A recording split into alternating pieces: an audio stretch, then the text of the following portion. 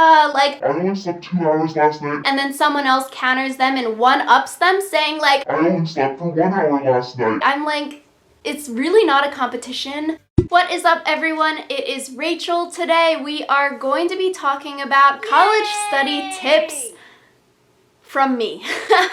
In the title, it talks about college study tips from a straight A student. This is by no means me trying to brag or whatever about grades or anything like that. This is literally just me who has gotten good grades in college and has also not gotten so hot of grades in college, and so I can really figure out what works and what doesn't work when studying for college exams. So that's all that the title means. This is College Prep episode 5. If you haven't seen the first 4 episodes, definitely check those out because I talk about tips to ace your college application essays, surviving communal bathrooms, how to choose your major, and why you should be a resident assistant in college. Also, if you haven't seen my video where I react to my most recent report card, they're not even called out, I'll have that video linked down below. I talk about my grades that I got this semester and about like grade deflation and stuff like that at Berkeley. But if you all are new here, hello. My name is Rachel. I'm double majoring in cognitive science and legal studies at UC Berkeley, and today we're talking study tips. So my first tip is to start early, and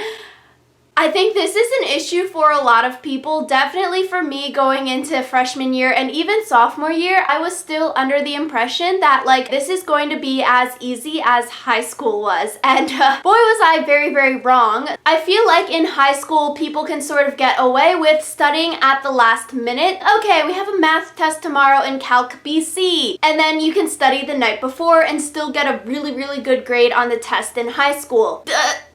It could be further from the truth for college. Literally, if I studied the night before any exams now, like I would freaking fail that shit. Not even joking. I think that was one of the biggest realizations from coming into college. Like, oh my god, you cannot start the night before. But I think for me, it's just too stressful to pull an all-nighter and start the night before. So my rule of thumb is that I've started studying at least 1 or 2 weeks before every exam.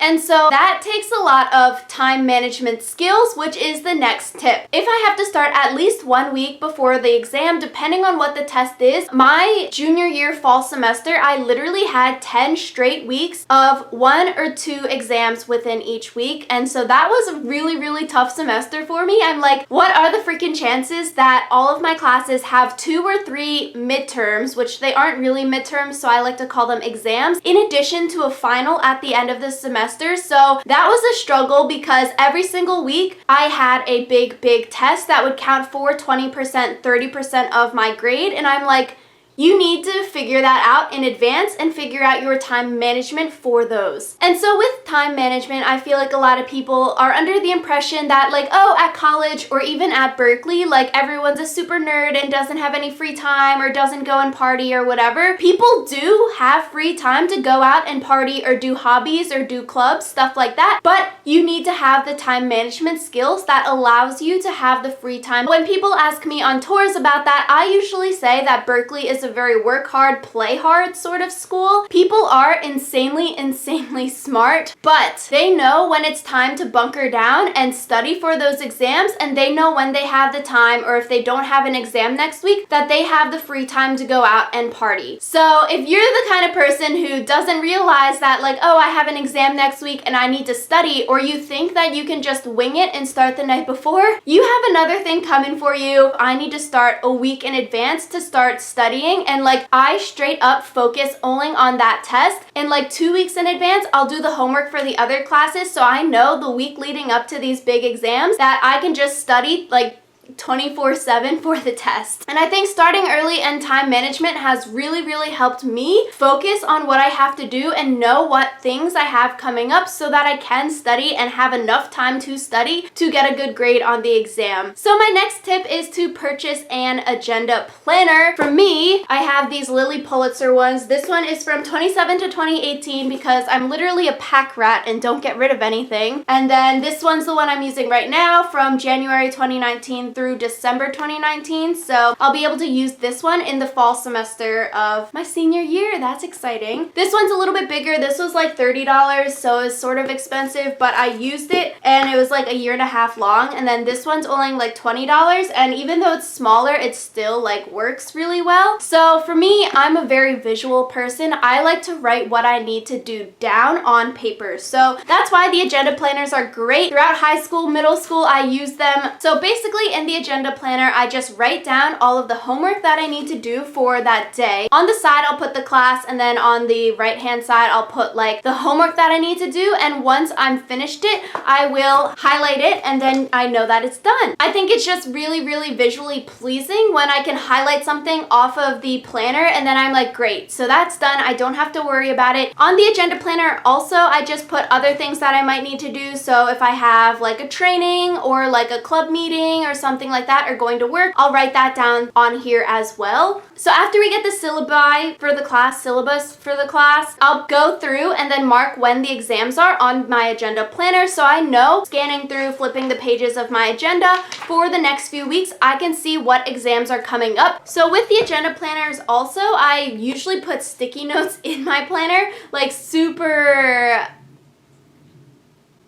organized. Are you trying to go? Go out. He's being wishy-washy and annoying. Go out. Bye-bye.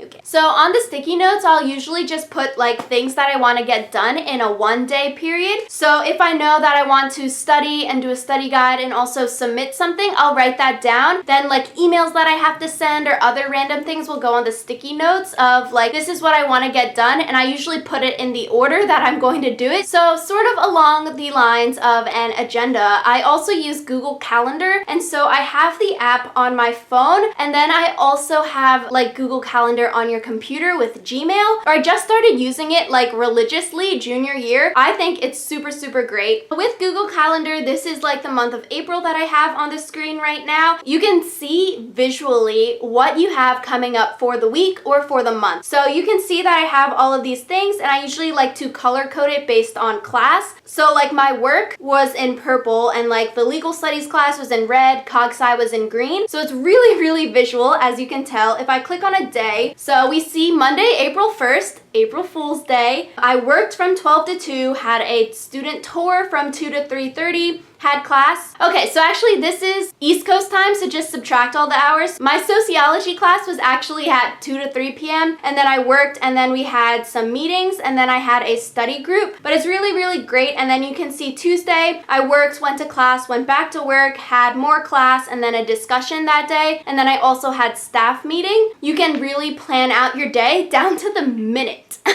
which is awesome. With Google Calendar and the agenda books, I'll know like, okay, I have 9 hours of work in class today. I won't be able to start my homework until like 6 p.m. tonight. So I really like Google Calendar and the agenda books. It's a really great way to stay organized. So my next tip is to write your notes by hand. It's literally scientifically proven. In one of my cog sci courses last year, the professor would literally survey people every single time we had an exam. Like, did you take notes by hand or computer? And then he would always talk about, oh, taking notes by hand increases your grades, stuff like that. For me, I take all of my notes by hand. I think the laptops are very distracting in class, and if I do have my laptop out, I always find myself ending up on like Facebook or YouTube or something. I just can't, so I put my phone away, I put my laptop away, and I need to focus, so I have just my spiral notebook, a pen, and then I just sit there and take notes. Sometimes in classes too, they don't even allow you to use laptops because the professor knows that handwritten notes helps you to retain the information better because you're literally writing it down and synthesizing it versus just typing word for word what's on the PowerPoint on the screens. Some of my professors have literally banned like laptops, so it really depends on your school and your professors. Some might say that you can do whatever that you want to do to study and take your notes either by hand or by laptop. Some might ban laptops altogether and force you to write by hand, and I know for some of my my classes, we've had like separate sections of the lecture hall where you could sit if you were taking notes by hand versus by laptop. So if you're taking notes by hand, you would be allowed to sit in like the middle, and then they would force all the people taking notes by laptop to sit in the back or to sit on the side so they wouldn't distract anyone if you're like online shopping during class or something. And I just think sitting behind people who have laptops also, especially if they're online shopping or on Facebook, it's just so distracting. So I usually like to sit in the front of the class. And that goes along with my next tip, which is to actually go to class. In college, you have so much more freedom where you don't have to go to class if you don't want to, if the professor doesn't take attendance. So I know for some of my classes, they would take attendance where you would have like a clicker and you would have to click that you're there or something like that. Or they would have like pop quizzes in the middle to prove that you stayed throughout the class kind of thing. Like literally my freshman year, friends would not go to class at all. You are literally paying to go to college and you're not even going to class. And like some of the things, okay, like 8 a.m., whatever, they sleep through it kind of thing. But like all the other classes, I'm like, I'm gonna go to it. I think it's really helpful to go to class. I have skipped a few here and there because some of them it's like useless or you're sick or whatever. If you have the time management skills, you should be able to go to all of your classes and not feel stressed that you're getting behind in other work because you're going to lecture. Plus, some professors are very, very sneaky and they will say something in lecture that will literally appear word for word on an exam, either as like a multiple choice or a full-blown essay, because they want to prove that the people have been coming to class. I know some professors that have been super, super salty when they see like lecture numbers dropping. They will literally purposefully say something in class and be like, hint, hint, this is going to be on the exam. Don't tell like the people who aren't here. They will know that you're going to lecture because you can answer those specific questions that don't appear in the textbook or don't appear online or anything like that. So it's super sneaky and it does pay to go to class, because if they do something like that, you've gone to class so you know the answer to it, versus your friends who have not gone to the class,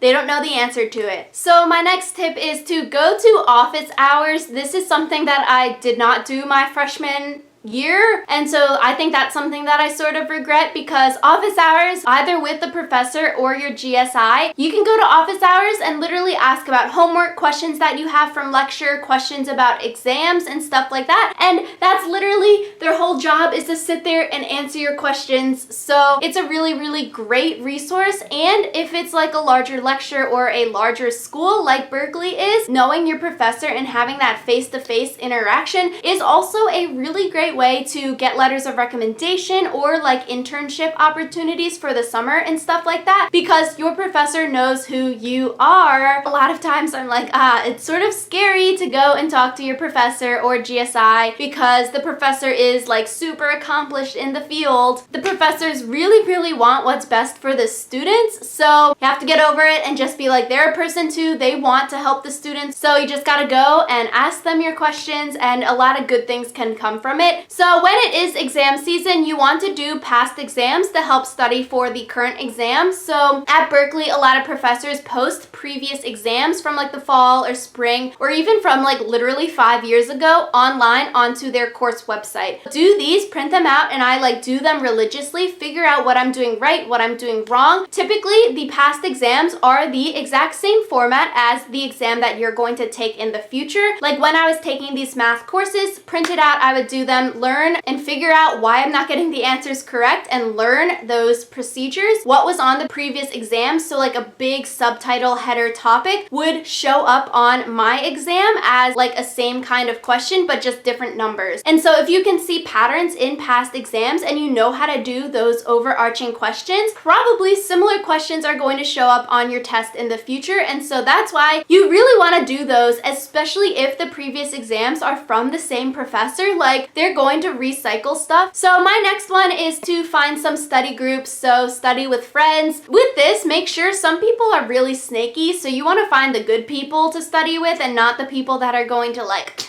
backstab you when you're studying together. I like studying alone for a lot of things. For me, like with math classes and then my legal studies class last semester, I had some study groups, which was helpful because you can bounce ideas off of each other. In the legal studies course, we would think of essay topics that we think would come up on the exam, and then we would like bullet point stuff that we could talk about. And so that's a good group setting kind of thing, because if I didn't think of something, someone else would, and we would just like collaboration. Math class also really helpful because like we would go through practice problems, and if one person can't do it, probably another person in the group can, so you want to find the smart people to study with. And for me, going into these study groups, I would make sure that I reviewed the material before I met up with the group, because you don't want to be the like loser link of the group who doesn't know anything. So I would study before I went to the group and then use the group study time as like review. I had already reviewed it on my own, so then I can really make the most of the group study session. I also think it's really helpful for certain classes and not for other classes, so you have to feel that out. And finally, my last tip is to get enough sleep. I think it's so annoying when people in college brag about how much sleep that they're not getting. Like, I only slept 2 hours last night. And then someone else counters them and one-ups them saying like, I only slept for 1 hour last night. I'm like, it's really not a competition. Studies show that you need sleep in order to retain the material that you just learned. So I really don't think it's a bragging right that you are comparing how much not sleep that you're getting versus other people, but that's just me. Getting enough sleep, it's literally scientifically proven that you need to sleep before your exams. That's when it goes into your long-term memory. So it just really makes no sense that people brag about not sleeping. I'm like, good for you. But yeah, that's all of my tips. So thank you all so much for watching. Hopefully this was helpful. This was episode 5 of College Prep. The playlist for the other videos are linked down below, so definitely check those out. And if you have any topics that you want to see me do for this series, let me know, and I will see you all next time. And thank you all so much for watching.